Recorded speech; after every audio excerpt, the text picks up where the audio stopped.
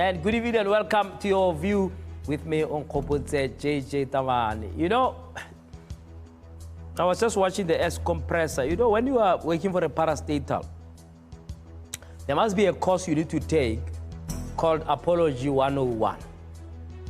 They're going to teach you how to apologize in advance. If you're working for PRASA, you'll apologize for the trains that are late or the trains that don't feed the rails. If you're working for SAA, you'll apologize for the too many chairmen and women who are at the board, who are chopping and changing the strategy. They are on to some 10th turnaround strategy. So you'll have to apologize for that. If you're at the SABC, you have to apologize for some of your minions below you, continuing like Claudi, under your nose. So you got to, and then of course, if you are ESCOM, you have to apologize for load shedding. Often you apologize once it has happened. By the way, I have to apologize for coughing throughout it. I got a touch of flu, so I also have to apologize for coughing, but apologize for nothing else. The rest is exactly what I mean. I think the parastatal sector is in deep trouble. On Sunday, we got to see what the Minister of Public Enterprises said. I see he was not at the presser. I think he didn't want to be facing the music there. Jabu Mabuza, of course, at the presser, looking like he's off to holiday. I mean, he's looking very relaxed. Maybe that should make us relax as well and know that it's all going to be okay. It's going to be sorted out. So ESCOM, we hope to talk to Jabu Mabuza. He has agreed to come and talk to us in the first week of next month. And I hope that finally he will be able to talk to us. We've been asking to talk to him since May. May, June, July, August, September. It's now October. But, you know, we have to take what we were given. You know, you don't always get somebody quickly to come, you know. It's like Pravin Gordhan. I mean, you know, we had to, you know, there's a phrase, but I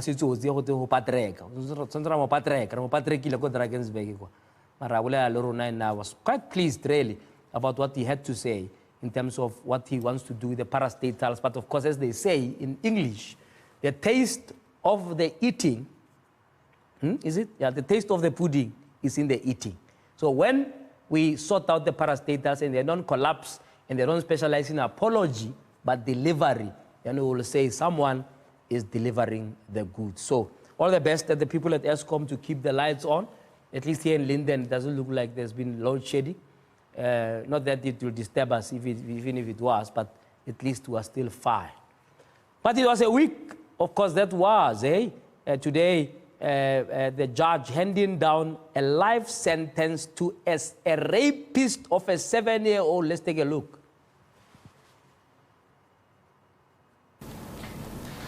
Accused pleaded guilty to the charges of possession of drugs and defeating the administration of justice, and I have considered the concurrent running of their sentences. In the absence of the existence of substantial and compelling circumstances, I'm going to sentence the accused in the following. May the accused stand up. Rape, you are sentenced to life imprisonment.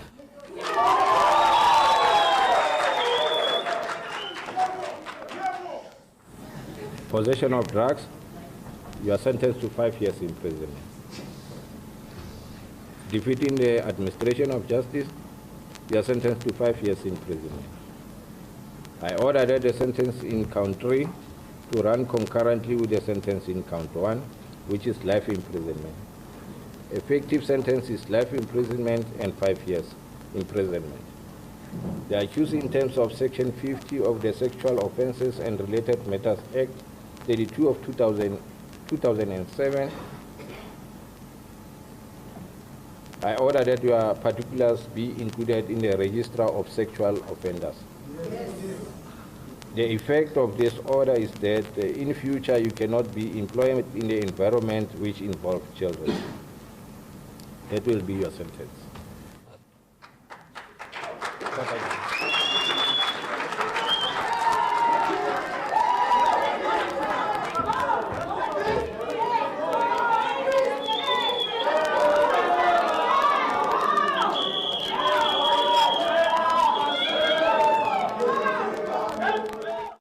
Yeah, the judge is very kind, very kind. I don't know what he's talking about when he says in future he may not be, he'll be in prison for life. So future, the next thing, parole. He must rot in prison. There's nothing I misunderstand than a rape culture. I don't understand it. First of all, kora motho upalla ko shela. Kragar wa ikupela, fela wa ikupela.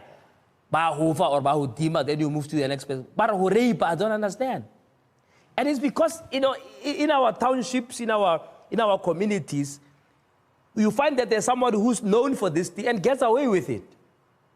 Because the reporting is also bad, and of course, we don't have to blame the victims, but I think that we need to raise the levels of awareness and disgust. We must raise the levels of disgust about the rape.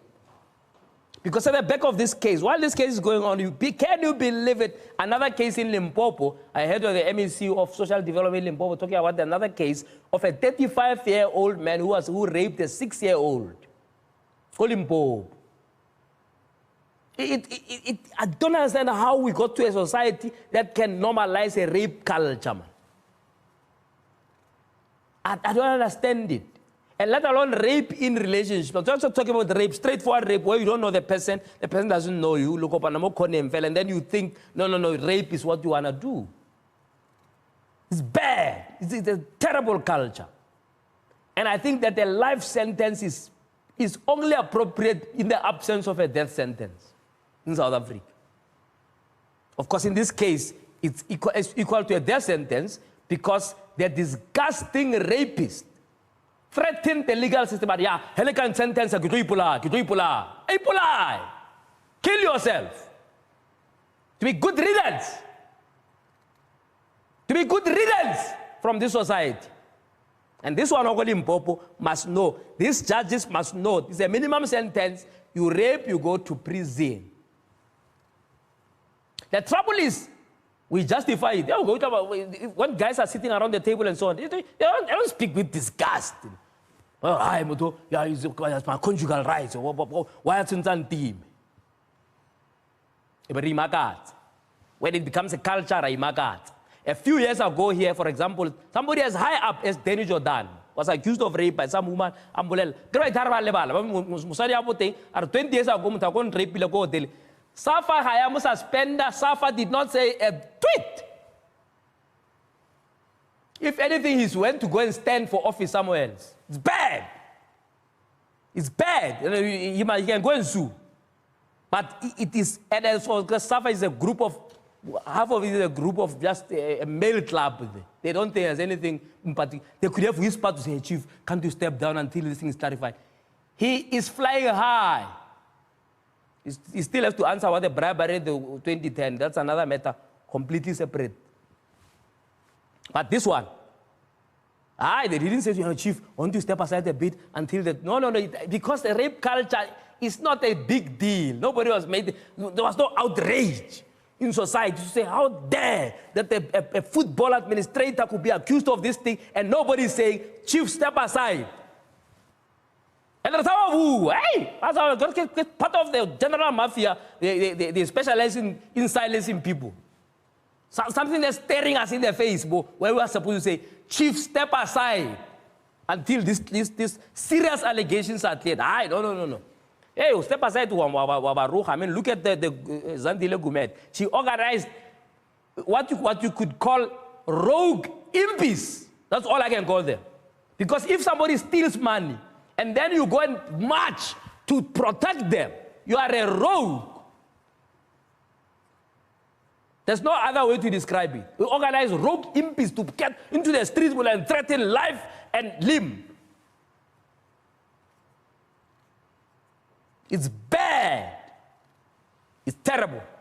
Yeah, but the rape culture, it's a same. It's borderline thing of women bashing, borderline thing of sexual harassment. It's all same theme. Everywhere. You tell left, you tell right. It's everywhere, and I don't know when we're going to defeat it. Yesterday I was talking to the SABC CEO. He was telling me it's pervasive. It's bad. Women don't know where to hide. They've got to lay themselves on the table to get jobs in this industry. You're not industry, you're not TV, the radio, you're not. Terrible. And then when rape happens, right, my God, so it's, hey, rape is so bad, wait, so terrible, it's terrible. When one has been found out, because there are many who don't report it because they are ashamed. They themselves know how society is going to respond to them to say, no matter why I behave so wait. It must have been consensual. Rape culture, we encourage it, South Africa. We must stop with the nonsense. But let's take a look at what the DA is going to be up to this weekend.